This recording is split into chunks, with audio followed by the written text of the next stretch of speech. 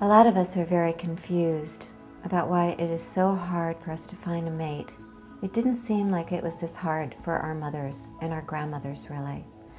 But there was a study done that was in the 60s, and women in their 20s were asked, if you met a man who met all your criteria for a husband, but you did not love him, would you marry him anyway?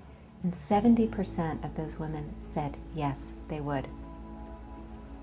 Compare that to a study that was done recently where they were asked pretty much the same question, and 95% said no, absolutely not.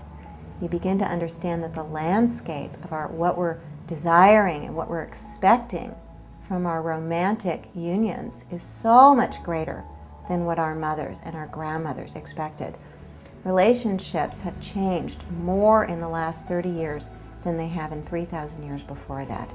So we haven't quite caught up to ourselves, and we need to stop making ourselves wrong. We want a lot. We really want a soulmate. We want the one, not just someone, right? Our vision for life is so much broader in what we're desiring.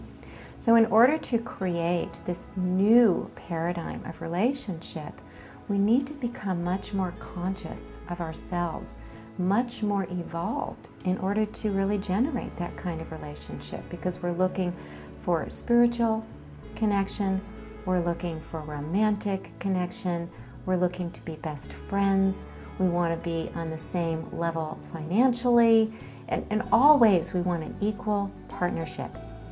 We're doing that with no role models, first of all. And it requires a lot of us. It requires that we be very, very conscious. And it requires that we really don't bring these old patterns from our lineage into the relationship. Or if we do, that we have a handle on them, that we're responsible for them, and we're not holding our beloved hostage to deep-seated insecurities about our own value or our own worth or our own safety.